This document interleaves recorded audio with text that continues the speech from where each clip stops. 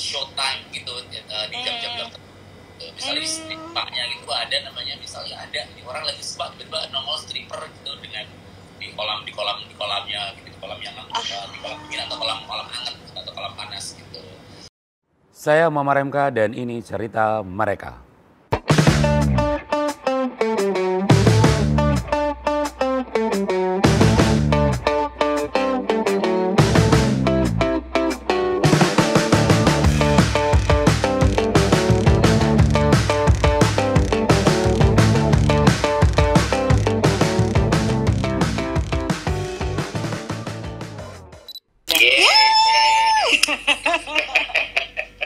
Apa kabar, Beb? Jolo lama banget ya kita ya. Iya loh. Kita terakhir nonton apa gitu. Gue rambut gue udah sampai kribo gitu, udah nggak bisa nyalon lagi kan, pusing banget. Tadi dulu volumenya gedein dulu. Nah, Ya, volumenya gedein biar ciamik. Sambil gawe. Ini ada yang nanya, ini apa sih temanya?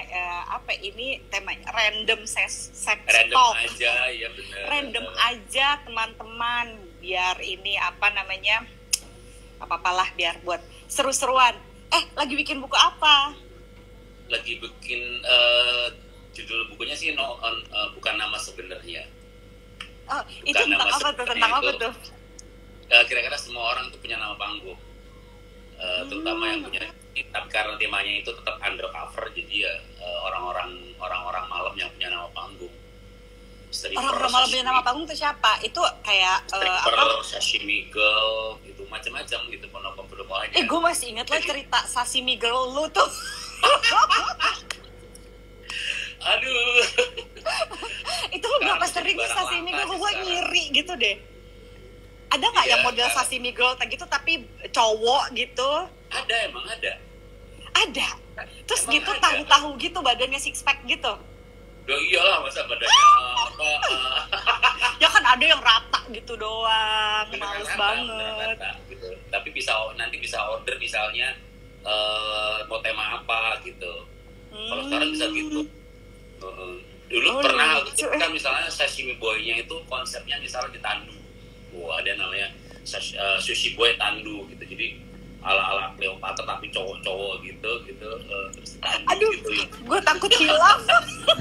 Yang datang hanya boleh cewek karena memang pertunjukannya buat cewek gitu. Oh gitu. Kak, inget nggak kita ngomongin tentang wisata seks buat cewek? Oh iya benar. Iya. Dan aku cerita misalnya bakal ada satu tempat yang mana tuh khusus cewek waktu itu. Khusus untuk cewek itu bener udah disiapin gitu. Dari jam berapa, menunya apa, gitu ada di planning. Area itu kan kayak ada etalase gitu ya. Lu bisa masuk situ lihat foyer apa gitu. Nah, kalau supermarket kayak gimana? Supermarket itu misalnya satu tempat itu dia konsepnya sebenarnya supermarket dengan konsep one stop sex entertainment gitu. Satu tempat yang isinya itu ada apa aja? 7 lantai misalnya gitu. Misalnya lantai bawahnya itu sauna plus lantai 2-nya bar plus lantai 2-nya karaoke plus lantai 3-nya misalnya spa plus dan seterusnya. Oh gitu. Dan itu udah di berbagai macam lantai itu selalu ada namanya istilahnya showtime gitu di jam-jam tertentu. Misalnya di stripnya gitu ada namanya, misalnya ada ini orang lagi spa tiba-tiba nongol stripper gitu dengan di kolamnya gitu, di kolam yang di kolam dingin atau kolam hangat atau kolam panas gitu. Wait. Ini disclaimer ya. Yang saya sama MK omongin saat ini ya, 17 tahun ke atas. Dan kita berdua bukan nyaranin orang untuk melakukan. Ya, bukan pilihan, bukan mau nyaranin lo. Kita juga mau dikepoin sampai mampus juga MK nggak akan bilang exactly tempatnya di mana sama gue. Karena ini tujuannya supaya kita semua terbuka aja deh mata. Itu tuh ada kenyataan, ini jangan munafik lah gitu ya. Zaman sekarang tuh ada kayak gitu. Dan di dalam itu misalnya macam-macam, ada yang pernah saya tulis itu misalnya ada istilahnya entertainmentnya macam-macam, ada sampai pakai gembok gitu, underwearnya pakai gembok gitu. Jadi ya kalau mau next ke pelayanan berikutnya ya harus beli kuncinya gitu. Oh gitu. Jadi kayak games gitu ya, seru juga. Gitu. Terus di lantai satunya gitu ada lounge atau bar yang isinya tuh bahasa gue sih istilahnya ada striptease massal misalnya gitu. Oh, jadi mungkin orang yang ngebayangin kayak baju yang beda-beda dari army, suster dan sebagainya, dan itu semua bisa interaktif. Fantasi langsung. Soalnya ya. Iya, itu yang dijual gitu, dari mulai pakai baju suster, pakai army, terus sampai lepas sampai nggak pakai baju misalnya gitu, terus dia itu bisa ke tamu gitu. Kayak transaksinya pakai misalnya ada namanya ladies drink gitu. Ladies drink itu yang kamu berinteraksi dengan dancer atau stripper itu dia harus beli namanya ladies drink ini. Tidak mabok kan, karena dia memang minuman manis saja. Satunya itu harga variabel, ada yang 50.000 ada yang 75.000. Interaksi depan umum loh itu, karena itu kan di bar di luar, jadi semua orang bisa lihat. Oh gitu. Ya, bukan mau yang private gitu. Kalau tahun 90 kan stripper itu barang VIP karena dia benar. private di ruangan private gitu. 2015 ke sini udah menjadi supermarket dia, jadi orang yang datang ke tempat hiburan malam plus di Jakarta itu udah pasti sebuahnya macam-macam gitu, mau nyamot yang mana terserah gitu. Jadi itu dasarnya Jakarta. Jadi kalau ada tadi ada yang nanya, oh kira-kira kelas Pattaya iya, tapi Pattaya kalau gede.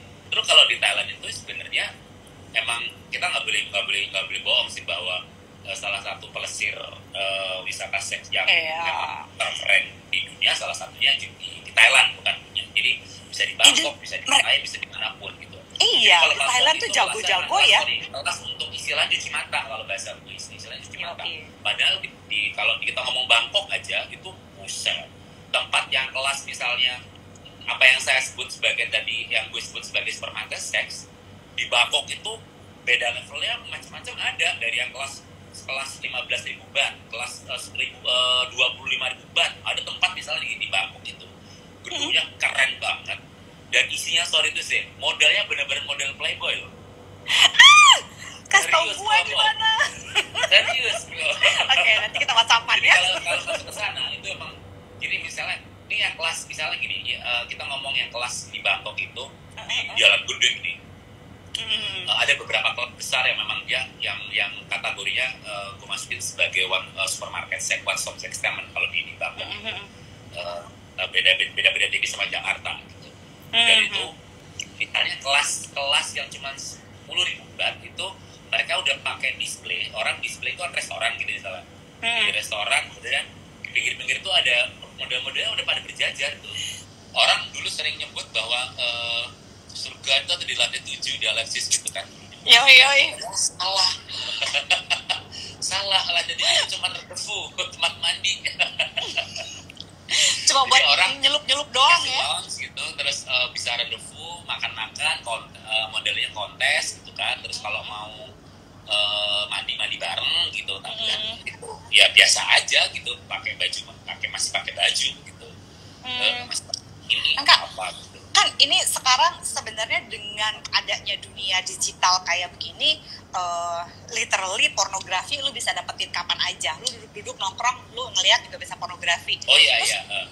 Apakah gara-gara ini mempengaruhi dunia wisata seks gitu? Jadi kenapa variasinya sampai ada supermarket, sampai ada apa? Apa gara-gara dunia digital juga? Jadi orang udah gampang imun gitu. Cuma begini-begini aja udah biasa. Ya kan, Lumajang doang, akuarium, so what gitu. Mungkin adanya si supermarket ini karena ya orang udah biasa aja gitu sama nudity, sama ketelanjangan. Jadi orang akhirnya butuh fantasi yang lebih gila lagi gitu. Kayak gitu nggak sih? Sebenarnya gini, ini realisasi dari fantasi menjadi kenyataan aja sih kebanyakan gitu. Jadi bagaimana kemudian si pengusaha ini kemudian dia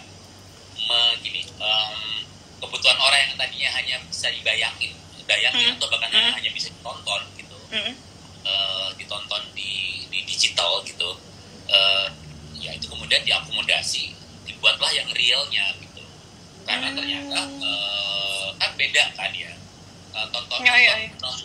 menikmati tontonan yang digital di layar gitu dengan real tuh jauh beda banget. beda banget. Ya kemudian ternyata dia diakomodir oleh para pengusaha wisata seks ini gitu. Jadi ya apa namanya? Tapi tidak serta-merta kemudian gara-gara di digitalnya, di online-nya itu kencang, terus kemudian di offline-nya menurun, nggak juga. Justru dia saling menguatkan gitu. Jadi orang mungkin awalnya hanya melihat stripper itu kayak apa. Kita ngomong debus kelamin misalnya gitu kan ya.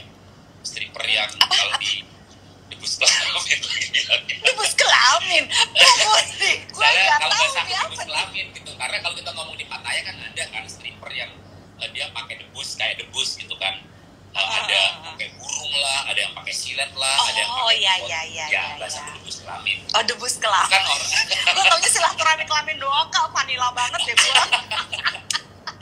Nah itu orang mungkin hanya bisa nonton di visual aja gitu.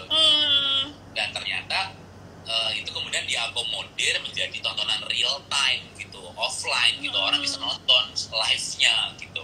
Di Pattaya itu misalnya ada namanya mandi busa bareng, dan itu bebas kan.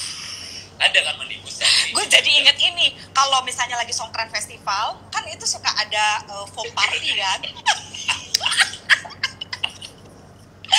Sebenarnya banyak banget ini. Itu beneran ada, kalau ada di mana kan saya udah bilang, kita di sini nggak mau bilangin itu di mana. Beli aja bukunya Jakarta Undercover gitu ya. Di situ diceritain perjalanan wisata seks itu. Tapi nggak ada tempatnya juga. Jalan apa nggak ada. Karena kan ini bukan mau nyaranin, kita juga bukan marketing agent gitu loh. Mengungkap realita. Kelamin katanya. Iya, gue juga baru tau ada debus kelamin.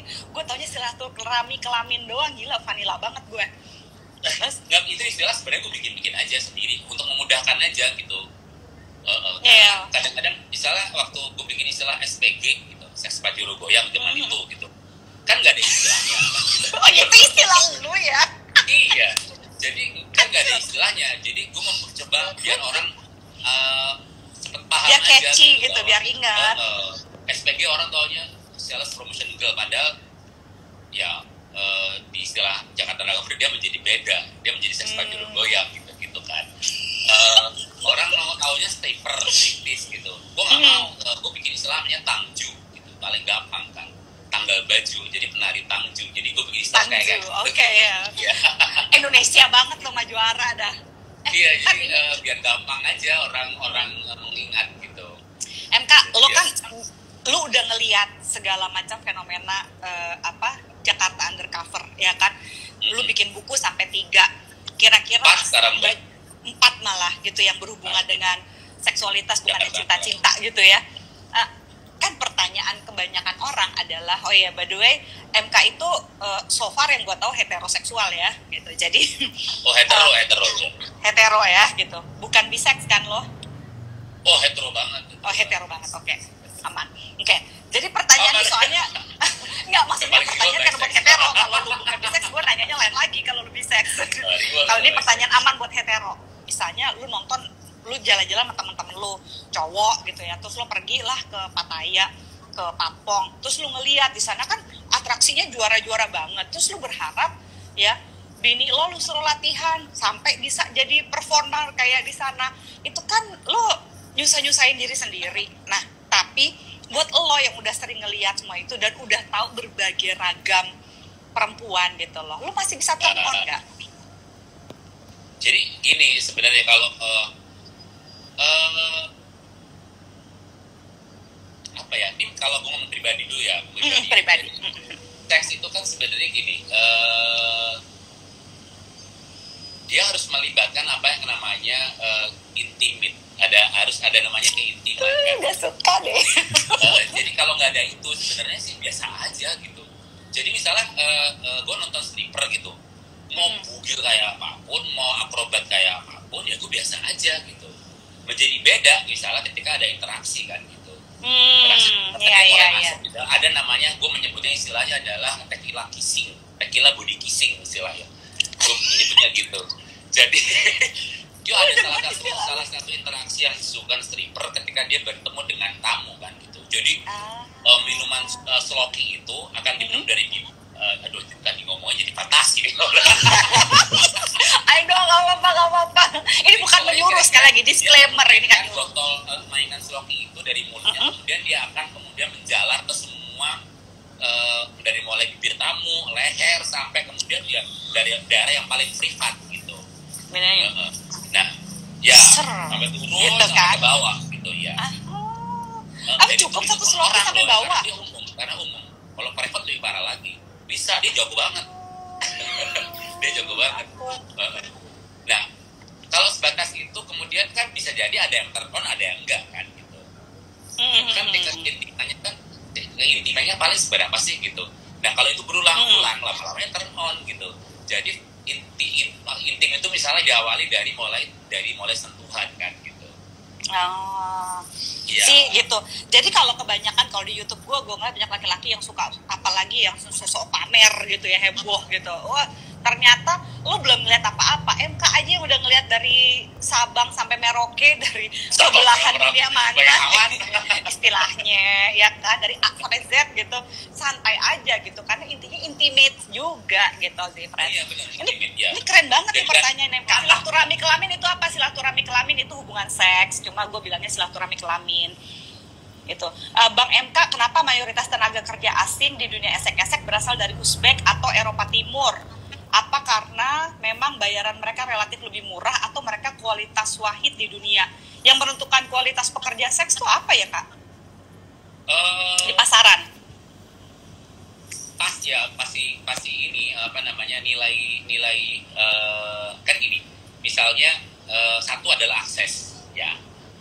Akses. Misalnya gini. Jadi tempat karena cakep relatif sih ya, cakep sama seksi relatif, tapi loh. Kita akan ngomongin secara global. Jadi di sini, kenapa misalnya tenaga asing atau pekerja seks asing itu kebanyakan misalnya dari Eropa Timur gitu kan. Nah, ini soal akses. Jadi ada misalnya kerjasama germo to germo atau club to club gitu istilahnya. Iya. Yang gua tahu mereka juga ada rollingan kan sebenarnya. Bukan kok yang legal, bukan kok yang ilegal sebenarnya. Itu legal tanda kutip karena mereka ada izinnya kan gitu. Jadi mereka datang ke Indonesia sebagai pekerjaan gitu. Ada visanya loh. Bisa kerja. Istilahnya adalah tau visanya apa? Artis. Apa? Visanya mereka artis. Kayak jangan-jangan gara-gara itu sering di artis suka disangka sebagai pekerja seks juga gara-gara itu kali. Dan kena pajak. Pajaknya sekarang gede, dulu masih murah, sekarang 35% pajaknya. Tapi kalau gue sih ya, kalau misalnya di Indonesia mendingan sekalian aja jadi gitu, Kak. Yang kedua soal harga. Harga dan portofolio. Eropa Timur itu memang dia cakep-cakep. Kedua harganya murah, bener harganya murah. Karena di sana sekarang jadi negara miskin kan. Jadi kalau di sana di prostitusi sana ini juga murah nilainya karena kursnya juga murah kan. Dia masuk ke Indonesia, terutama Jakarta atau kota-kota besar lainnya, dia menjadi lebih mahal gitu. Tapi jangan salah, selain Eropa Timur ada dua negara di Asia lagi yang menjadi pemasok pekerja asing. Bukannya Cina juga? Sama Thailand banyak. Jadi Thailand beda sih ya, eksotisnya beda ya, makanya cantik. Beda. Sama soal servis. Misalnya itu yang kemudian saya soal akses, soal portfolio sama harga. Itu menjadi faktor penting gitu. Thailand ya harganya beda tipis lah sama portfolio pekerja seks tuh kayak apa aja sih, Kak? Dia bisa tahu gaya apa aja, dia bisa servisnya apa aja, atau gimana? Yang pasti dinilai dari ya yang nentuinnya kan pasti agent ya. Kan dia di sana udah punya pengalaman kerja berapa gitu. Terus nilai dari misalnya pengalaman kerja tetap ya ngaruh ya. Oh iya. Terus sertifikat kesehatan nomor 1. Dia harus bebas HIV/AIDS. Itu harus itu persyaratan nomor yang harus dipenuhi. Kalau gue sih melihat ya gitu, lebih tenang regulasi pemerintah yang peduli sama pekerja seksnya. Karena kalau dia ada regulasinya, berarti kan dia dikelola. Dan kesehatannya juga dijaga. Kalau di Indonesia masalahnya kan enggak, di mana-mana ada, ngeri banget, Bo. Gitu kita nggak bisa ketahuan. Bang MK, kenapa bule laki-laki suka dengan wanita berkulit sedikit gelap atau eksotis? Apa tuh Kak? Oh, selbu. Selera bule. Selera bule. Oh, aduh, jawabannya agak susah ya, karena itu selera loh. Jawaban asal ya, ini kalau menurut ini jawaban logika aja ya. Pengamatan sosial aja. Eksotis aja, dan secara kulit, secara kan beda ya, kita kalau ngerasain kulitnya bule itu beda banget rasanya sama kulit Indonesia yang halus dan memesona ini, beneran. Nah, waktu di buku lo In Bed with Model, bukannya lu ada beda, banding? itu pengalaman